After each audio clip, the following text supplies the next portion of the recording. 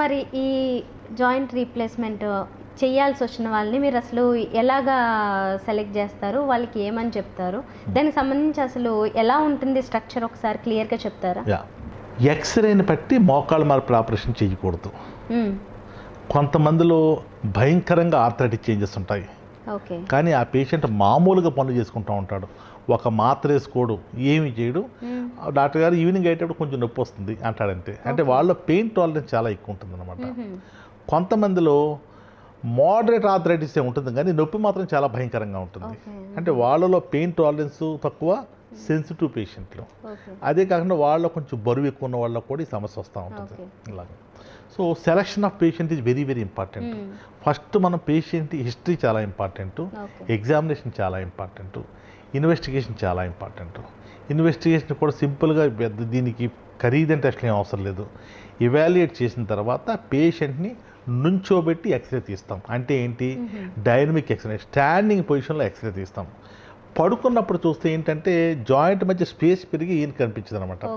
నుంచోబెట్టి తీసేమనుకోండి ఎగ్జాక్ట్గా బరువు మోకాళ్ళ మీద పడుతుంది, జాయింట్లో ఎంత గ్యాప్ ఉందని చెప్పేసి మనకు తెలుస్తుంది.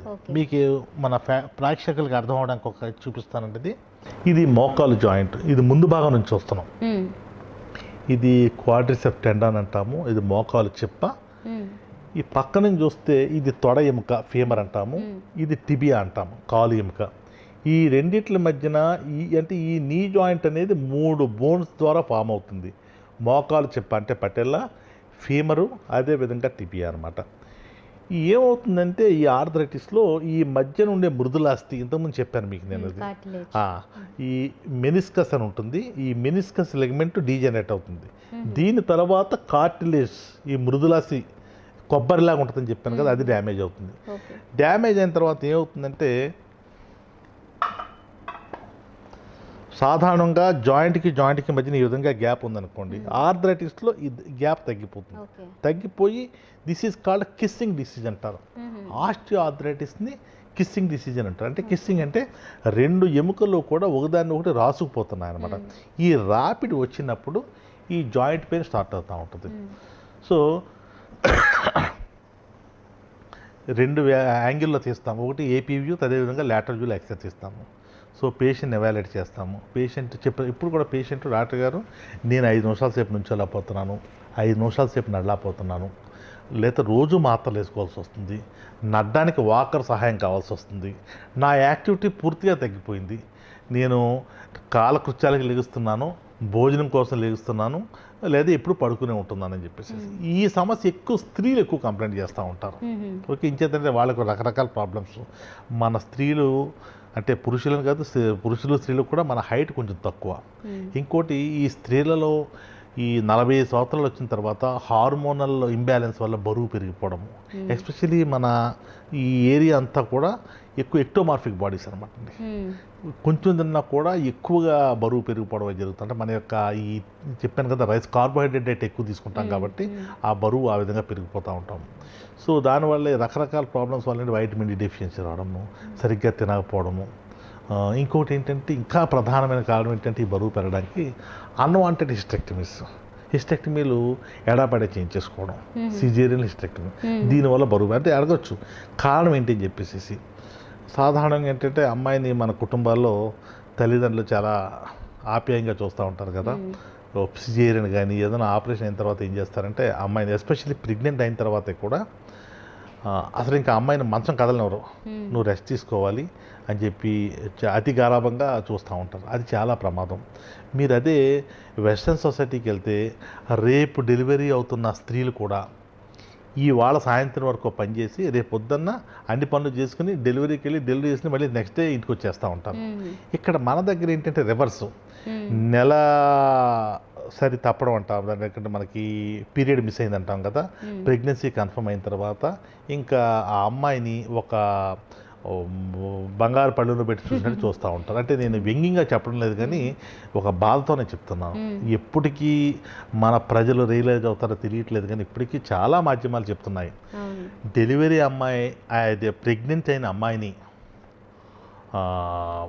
యాక్టివ్గా ఉండమని చెప్పండి, మీ గారాబంతో పిల్లల యొక్క ఆరోగ్యం పాడు చేయవద్దు. గారాబం అంటే ఏం చేయక్కర్లే. మీరు ఏం చేస్తారంటే మీరు అమ్మాయిని చాలా గొప్పగా చూసుకుంటున్నాను అనుకుంటున్నారు, కానీ మీరు ఆ అమ్మాయికి ఏ విధమైన ఎక్సర్సైజ్ లేకుండా, అంటే ఎక్సర్సైజ్ అంటే ఏంటంటే ఇంట్లో పనులు. నేను ఎక్సర్సైజ్ అంటే రోజు రోడ్డు మీద 10 కిలోమీటర్లు నడమంటం లేదు, లేకపోతే కొన్ని గుంజీలు తీయమంటలేదు, ఏం చేయమంటలా. ఆ అమ్మాయికి డే టు డే యాక్టివిటీస్ కూడా చేయకుండా, మన కల్చర్ ఏంటంటే సాధారణంగా అమ్మాయిలు గర్భవతి అయిన వెంటనే పుట్టింటికి తీసుకెళ్ళే అలవాటు చాలామంది ఇప్పటికీ కూడా ఉంది. 4th మంత్ 5th మంత్ తీసుకుపోతూ ఉంటారు. దానితో కొన్ని అపోహలు, ఈ అమ్మాయి ఎక్కువ కష్టపడితే గర్భస్రావం అయ్యే ప్రమాదం ఉంది, లేకపోతే రకరకాల అపోహలతో ఏం చేస్తారంటే అమ్మాయిని ఒక గదిలో నుంచేసేసి ఫుడ్ కూడా అక్కడికే తీసుకెళ్ళి పెట్టడము చేయడం. మామూలుగా ఏదన్నా ఒక అమ్మాయి గర్భధారణ తర్వాత డెలివరీ అయ్యే టైంకి 10 నుంచి 12 కిలోలు బరువు పెరగాలి. కానీ మన సైడ్ చాలామంది, కొంతమందిలో చూసినా 30 కిలోలు కూడా పెరిగిన వాళ్ళు చాలామంది ఉన్నారు. డెలివరీ అయిన తర్వాత కూడా ఆ అమ్మాయి అంటే పుట్టిన అబ్బాయి కానీ అమ్మాయిని యొక్క బాధ్యత అంతా కూడా అమ్మమ్మలు ఎక్కువ తీసుకుంటూ ఉంటారు. తల్లిని చేయనివ్వరండి. అది పెద్ద డ్రాబ్యాక్ అవుతుంది. ఇంకా అమ్మాయి అలాగా అలవాటు ఎండలో తిరగకుండా, అదేవిధంగా వీళ్ళు ఏం చేస్తుంటారంటే నువ్వు పుట్టిన పాపకి పాలు ఇవ్వాలి, పాలు బాగా పట్టాలి అంటే నువ్వు బాగా తినాలి అని చెప్పేసి ఓవర్ ఫీడ్ చేస్తూ ఉంటారు. ఈ ఎక్సర్సైజ్ లేకపోవడము, ఓవర్ ఫీడ్ చేయడము, వైటమిన్ డి డెఫిషియన్సీ. అంతేవిధంగా కాకపోతే అమ్మాయిని అలాగే ఒక్కదాన్ని కూడా వాళ్ళ గదిలో ఉండించినప్పటికీ మనకు తెలియకుండానే కూడా కొంత మానసిక సమస్యలు రావడం, దీని మానసిక సమస్యలతో కొంచెం యాంగ్జైటీ, న్యూరోసిస్ అని ఇవన్నీ రావడం ఇన్ని ఉంటాయి. ఇంతే కాకుండా దీనిని ఈ అమ్మమ్మలు ఎస్పెషల్లీ నాన్నమ్మలు కానీ ఈ చిన్నపిల్లల్ని తల్లికి దూరంగా అన్నీ వాళ్ళే చేస్తూ ఉంటారు. నాపీ మార్చడం అని చెప్పి, స్నానం చేయించడం కూడా ఇది చేస్తూ ఉంటారు. దాంతో పుట్టిన పిల్లకి తల్లికి మధ్యన అనుబంధం కూడా కొంత డెవలప్ అవుతుంది. ఇది నేను చెప్పే మాట కాదు, ఈ ఇన్ఫెంట్ సైకాలజీ, చైల్డ్ సైకాలజిస్టులు చెప్పిన మాట అన్నమాట. ఇది ఒక కారణం. అలా కాకుండా మనలో చాలామందికి సర్వైకల్ క్యాన్సర్ అది గురించి చాలా అపోహలు ఉన్నాయన్నమాట అండి. గర్భాశయం అనేది, గర్భసంచి అనేది పిల్లల కలడం కోసమే, పిల్లలు పుట్టిన తర్వాత ఇంకా దాంతో మనకు పని లేదు అని చెప్పి చాలామంది, మనకి సాంప్రదాయంలో కొంచెం పూజలే ఎక్కువ అనమాట. నాకు ఈ పూజలకి ఈ నెలసరడ్డు వస్తుందని చెప్పడం, లేకపోతే ఏమాత్రం కొంత బ్లీడింగ్ ఎక్కువైనా ఇది క్యాన్సర్లోకి దింపేస్తుందని చెప్పి అపోహలు రావడము. దీంతో చాలామంది 30 సంవత్సరాలు కూడా హిస్టెక్టమీ చేయించుకున్న వాళ్ళు కొన్ని వేల మందిని నేను చూశాను. దీనివల్ల కూడా బరువు పెరిగిపోవడం ఈ స్త్రీల్లో ఇది జరుగుతూ ఉంటుంది. ఓకే, ఇది ఒక ఆస్పెక్ట్ కదా. ఈ ఆపరేషన్ సెలక్షన్ అయిపోయి కేసు అయిన తర్వాత పేషెంట్ని ఎవాల్యుయేట్ చేస్తాం. రీప్లేస్మెంట్ అనేది ఒక మనం చెప్పాం కదా, ఒక అమ్మాయి పెళ్ళికి ఎంత జాగ్రత్తలు చూసి చేస్తాం, అదేవిధంగా చేసుకునే వాళ్ళు తప్పనిసరిగా వాళ్ళకి ఇన్ఫెక్షన్ ఎక్కడ ఉండకూడదు. ఎస్పెషల్లీ చెవులో కానీ, అదేవిధంగా పళ్ళల్లో కానీ, మూత్రంలో కానీ, లేదా కాలు గోడల్లో కానీ ఎక్కడ ఇన్ఫెక్షన్ ఉండకూడదు. ఏమైనా ఉంటే తప్పనిసరిగా డాక్టర్ చెప్పాలి. ఇవాల్యుయేషన్ చేయాలి. నీరుడు పరీక్ష అంటే యూరిన్ ఎగ్జామ్ చేస్తాము, వాళ్ళు పస్సల్స్ ఉన్నాయేమో చూస్తాము, డెంటల్ చెకప్ చేసుకురమ్మంటాము, దగ్గు కానీ ఏమైనా ఉందేమో చూస్తూ ఉంటాము. అదేవిధంగా ఇంకెక్కడన్నా బాడీలో వేరే చోట ఎక్కడన్నా ఇన్ఫెక్షన్ ఉందామని చూస్తుంటాము, చెవులో ఇన్ఫెక్షన్ ఉందేమో, కన్నులో ఇన్ఫెక్షన్ ఉందేమో చూస్తూ ఉంటాము. ఇవన్నీ చూసిన లేవని రూఢ్ అయిన తర్వాత కొన్ని ఎగ్జామ్స్ చేస్తాం. ఎలాగా రక్త పరీక్షలు, హీమోగ్లోబిన్ అవ్వండి, షుగర్ అవ్వండి, creatine, bleeding time, clotting time, కొన్ని పరీక్షలు ఉంటాయి. RH అంటే ఈ బ్లడ్ గ్రూపింగు, ఇవన్నీ చేస్తాం. అదేవిధంగా viral screening, HbA1c, HIV, HIV అని చెప్పేసి ఈ పరీక్షలు చేసి కార్డియాలజిస్ట్ ఎగ్జామ్ ఈవెంట్ 60 సంవత్సరాలు దాటిన వాళ్ళు అయితే తప్పనిసరిగా ECG, 2D ఎక్కువ అని ఉంటాయి హార్ట్కి సంబంధించి ఆ టెస్ట్లు. వాడికి ఏమైనా ఆస్తమా లాంటిది ఉంటే వాళ్ళకి మనకి దాన్ని ఏమంటారు, ఈ పల్మనరీ ఫంక్షన్ టెస్ట్ అంటాం, ఈ టెస్ట్ అన్ని చేస్తాం. చేసిన తర్వాత ఫిజిషియన్ చూపిస్తాం. ఫిజిషియన్ చూసి అంతా బాగుంది, ఇంకెవరు కన్సల్టేషన్ అక్కర్లేదని అంటే, లేకపోతే ఆయనని ఈ పేషెంట్ కొంచెం ECGలో చేంజెస్ ఉన్నాయి, లేకపోతే 2D ఎకోలో కొంత తేడా ఉంది, లేకపోతే పల్మనరీ ఫంక్షన్ టెస్ట్ కొంత తేడా ఉంది, స్పెషలిస్ట్కి చూపించమంటే ఆ స్పెషలిస్ట్కి చూపిస్తాం. లేదంటే నేరుగా ఎనస్థెటిస్ట్కి చూపిస్తాం అనమాట. నేరుగా ఎనస్థెటిస్ట్ చూపించి అతను కూడా ఫిట్నెస్ అయిన తర్వాత ముందు రోజు రాత్రి అడ్మిట్ చేస్తాం పేషెంట్ని. అడ్మిట్ చేసి ఎందుకు చేస్తామంటే ప్రిపరేషన్ అనమాట అండి. చేయించుకున్న వాళ్ళు ఎప్పుడు కూడా ఇక్కడ నుంచి అంటే మన యొక్క ఈ రొమ్ము భాగం నుంచి తరవుగా ప్రిపరేషన్ అంటాం అనమాట అండి. షేవింగ్ అన్నీ చేసేసి తరవుగా బెటడిన్ స్క్రబ్ తోటి 3 సార్లు తరవుగా ఎక్కడా కూడా మన ఎస్పెషల్లీ ప్రైవేట్ పార్ట్స్లో అన్నీ కూడా తరవుగా క్లీనింగ్ అంటే బెటడిన్ స్క్రబ్ అని ఉంటుంది, స్క్రబ్ పెట్టి తరవుగా క్లీన్ చేయడము. చేసేసేసి స్టీమ్ ఇన్హలేషన్స్ ఆ ముందు రోజు రాత్రి కొంచెం లంగ్స్ అన్ని క్లియర్ అవడానికి అన్నీ చేస్తాం. చేసిన తర్వాత మార్నింగ్ యూజువల్గా సాధారణంగా మొదట ఆపరేషన్ కింద చేస్తూ ఉంటాం రీప్లేస్మెంట్లు కూడా. అంటే ఫస్ట్ కేసు ఫ్రెష్గా ఉంటుంది, ఇన్ఫెక్షన్ రేట్ బాగా తక్కువ ఉంటుందని చెప్పేసి. ఎనస్థీషియా డాక్టర్ ప్రకారం జనరల్ ఎనస్థీషియా ఇవ్వాలా లేకపోతే కంబైన్డ్ స్పైనల్ ఎపిడ్యూరల్ ఎనస్థీషియా ఇవ్వాలా అంటే కొంతమంది ఏంటంటే డాక్టర్ గారు నాకు చాలా భయం, నాకు వెన్నుపూసలు ఇంజెక్షన్ అంటే భయం, మా చుట్టాలకి వెన్నుపూసలు ఇంజెక్షన్ ఇచ్చారు తర్వాత నొప్పి వచ్చింది అంటారు. కొంతమంది డాక్టర్ గారు నాకు ఫుల్ మత్తు భయం, జనరల్ స్పైనల్ ఎనస్థీషియా ఇవ్వండి అంటారు. సాధారణంగా మెజారిటీ ఆఫ్ ద కేసెస్ ఏం చేస్తుంటే spinal and epidural combined anaesthesia ఇస్తాం. కంబైన్డ్ సిఎస్సి అంటారు, అంటే combined spinal and epidural anaesthesia ఇస్తాం అనమాట. పేషెంట్ మాట్లాడుతూ ఉంటారు, కావాలంటే కొంతమంది టీవీలో చూస్తూ ఉంటారు ఆపరేషన్, చాలామంది ధైర్యంగా ఈ ఆపరేషన్ చేస్తూ ఉంటాం. ఆపరేషన్ అయిన తర్వాత ఈ మధ్య కాలంలో ఏంటంటే అడక్టార్ కెనాల్ బ్లాక్ అని వస్తుంది. దాని ముందు చెప్పే ముందు ఏంటంటే ఆపరేషన్ అయిన తర్వాత సాధారణ మీకు చూపించిందేమో మోకాలు ఈ విధంగా ఉంటుంది. సో దీన్ని ఏం చేస్తామంటే మేము ఇది పూర్తిగా ఓపెన్ చేసి ఈ ఫీమర్లోను టిబియాలోను ఆ బోన్ కట్ చేస్తాం. కట్ చేసి దానికి ఈ విధంగా మెటల్ క్యాప్ని తొడుగుతాం, సిమెంట్ పెట్టి ఈ ఇంప్లాంట్స్ అనమాట. దీన్నేమో ఈ ఫీమర్ ఇంప్లాంట్ అంటాము, టిబియా ఇంప్లాంట్ అంటాము, మధ్యలోనేమో ఈ స్పేసర్ అనమాట, ఈ స్పేసర్ పెడతాం. కొంతమందిలో పట్టెల్లా కూడా బటన్ ఉంటుంది, దీన్ని రీప్లేస్ చేస్తాము, చాలా మందిలో చేయట్లేదు. చేసిన తర్వాత ఈ విధంగా కనిపిస్తుంది. ఓకే, అయిన తర్వాత ఆపరేషన్ అయిన తర్వాత అన్ని బ్యాండేజ్ అయిన తర్వాత వీళ్ళకి అడక్టార్ కెనాల్ బ్లాక్ అని వస్తుంది. అంటే ఏంటి, తొడ మధ్యలో లోపల వైపున అల్ట్రాసౌండ్ గైడెన్స్లో ఎనస్థీషియా ఇస్తారనమాట. దానివల్ల ఏంటంటే పేషెంట్ని 6 అవర్స్లో నడిపించేయచ్చు మనం. పూర్వకాలంలో ఆపరేషన్ అయిన తర్వాత 2 రోజులకు నడిపించేవాళ్ళం. ఇప్పుడు ఏంటంటే ఆపరేషన్ అయిన తర్వాత ఎఫెక్ట్ అయిపోయిన తర్వాత పేషెంట్ని సేమ్ డే నడిపించేస్తున్నాం. అంతేకాకుండా ఈ పేషెంట్కి combined spinal and epidural anaesthesia ఇచ్చిన వాళ్ళకి అడ్వాంటేజ్ ఏంటంటే ఒక ట్యూబ్ ఉంటుంది, వెన్నుపూసలోకి ఒక చిన్న వైర్ పంపిస్తారు. ఆ వైర్లోంచి పేషెంట్ నొప్పిని కంప్లైంట్ చేసినప్పుడు ఒక బటన్ ఉంటుంది, అంటే పీసీఏ అంటాం, అంటే పేషెంట్ కంట్రోల్డ్ ఎనస్థీషియా. వాళ్ళ బటన్ నొక్కుంటే అందులోంచి మందు అంటే ఇన్ఫ్యూజన్ పంపని ఉంటుంది, ఆ మందు అందులోంచి వెళ్ళి పేషెంట్కి నొప్పి తగ్గుతుంది. సో మొదటి రోజు ఎక్స్రే తీసిన తర్వాత నడిపిస్తాము. తర్వాత మొదటి రోజు నుంచి కూడా వ్యాయామాలు చేపిస్తాం. ఫిజియోథెరపిస్ట్ ఫిజియోథెరపీ చేస్తారు. 48 అవర్స్ తర్వాత కొంతమందికి డ్రైన్ పెడతాము, కొంతమందికి డ్రైన్ పెట్టము. డ్రైన్ పెట్టిన వాళ్ళకి డ్రైన్ తీసేసేసి డ్రెస్సింగ్ చేయడము. అదేవిధంగా ఐస్ ఫోమెంటేషన్ అంటాం, అంటే ఐస్ అప్లికేషన్. ఆ నొప్పి ఉంటుంది కదా, నొప్పి లేకుండా ఐస్ అప్లికేషన్ అయి చేస్తూ ఉంటాం. ఇది సాధారణంగా 3 రోజులకే పేషెంట్ని డిశ్చార్జ్ చేస్తుంటాం. ఓకే, అంటే వయసుతో నిమిత్తం లేకుండా ఎవరికి చేసినా కూడా ఇప్పుడు మీరు పేషెంట్ని ఎలాగో సెలెక్ట్ చేస్తామన్నారు కొన్ని కండిషన్స్లో, ఎవరికైనా కూడా అంతే టైం పడుతుందా? ఇంచుమించు వారం రోజులు అంటే కొంతమంది ఓల్డ్ పీపుల్ ఉంటారండి. సో వాళ్ళకి ఏంటంటే అందుకనే preparation of case is very very important అంటాను.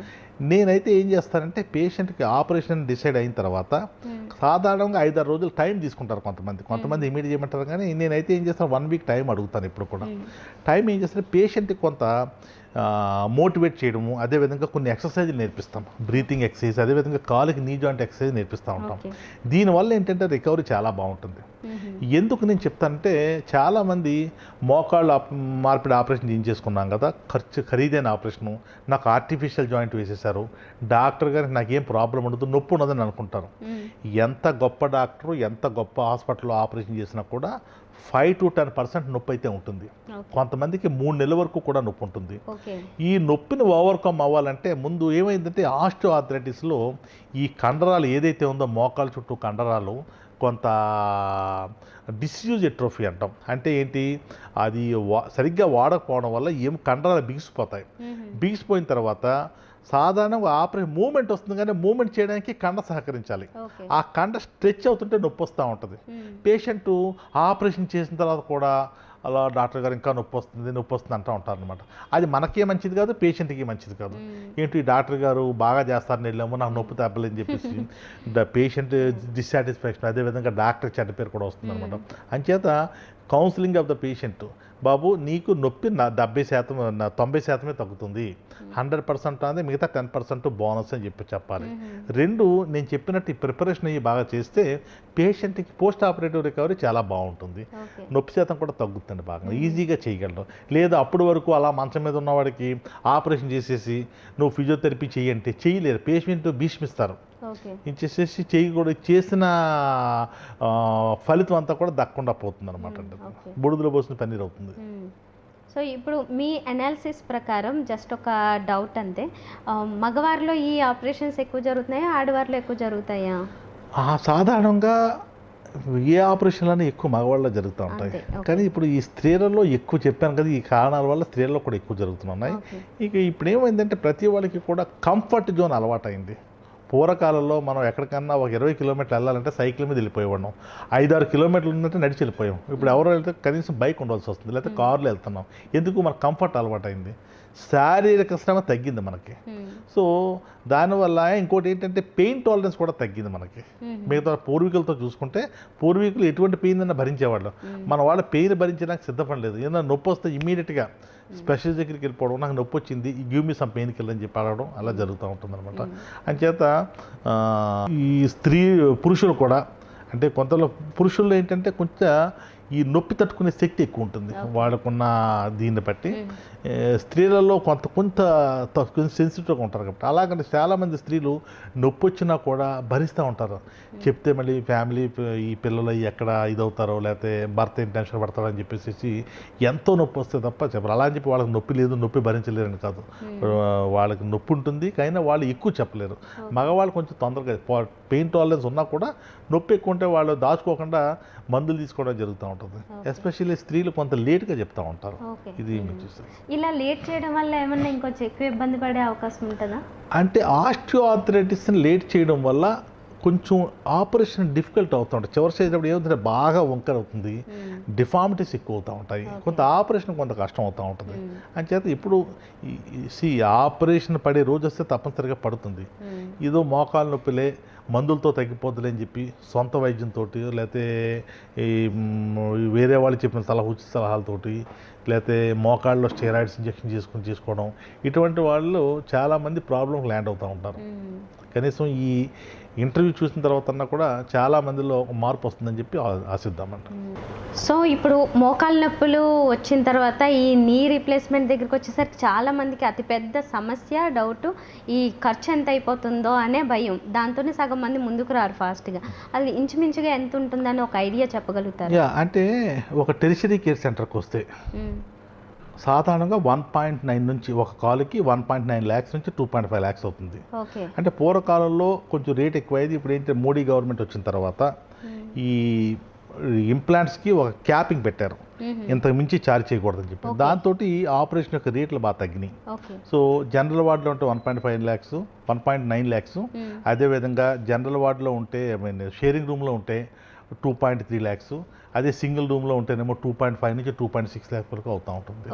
సో వన్స్ ఆపరేషన్ చేసిన తర్వాత ఎన్ని రోజులకి డిశ్చార్జ్ చేస్తారు? హాస్పిటల్లో సాధారణంగా 72 hours తర్వాత డిశ్చార్జ్ చేస్తామంట. 72 hours తర్వాత 1 week తర్వాత రమ్మంటాము, ఒక డ్రెస్సింగ్ చేంజ్ చేస్తాము, తర్వాత మళ్ళీ 2 weeks తర్వాత రమ్మంటాము. సో 2 సూచన రిమూవల్ చేసేస్తూ ఉంటాము. ఆపరేషన్ అయిన తర్వాత కనీసం 2-3 విజిట్లు చేసుకుంటే సరిపోతుంది. ఓకే. సో వన్స్ ఇలా మీరు దాని లైఫ్ టైం చెప్పింది ఇంచుమించుగా ఒక 15 years 15 to 20 years అండి. 15 to 20. ఓకే. దాని తర్వాత చేయాల్సి వచ్చినప్పుడు ఇన్ కేస్ ఎవరికైనా అప్పుడు వాళ్ళ పరిస్థితి ఎలా ఉంటుంది జనరల్గా? బాగా డిఫికల్ట్గా ఉంటుందా? ఓకే, అది కూడా బేర్ చేయగలుగుతారా అలవాట్లో? Revision operation, revision knee replacement అంటాం. అది తక్కువ మంది చేస్తూ ఉంటారు, కొంచెం కష్టంతో కూడుకున్నది, ఖర్చు కూడా ఎక్కువ. దీనికి ఇప్పుడు 2.5 lakhs 4 lakhs దాకా అవుతుంది. రివిజన్ చేయాలి, కొంచెం ఎక్స్పర్ట్ హ్యాండ్స్తో చేయడం బెటర్ అది. But nothing to worry. ఏంటంటే సాధారణంగా రివిజన్ ఎప్పుడంటే లోపల ఉండే స్పేసర్ అరిగిపోవడం వల్ల కానీ, లేదా ఏసెప్టిక్ లూజనింగ్ కానీ, లేదా ఫస్ట్ ఆపరేషన్ సరిగ్గా అవ్వకపోతే కూడా ఒక్కొక్కసారి 5-6 ఏళ్లలో కూడా రీప్లేస్మెంట్ చేయవలసి వస్తూ ఉంటుంది.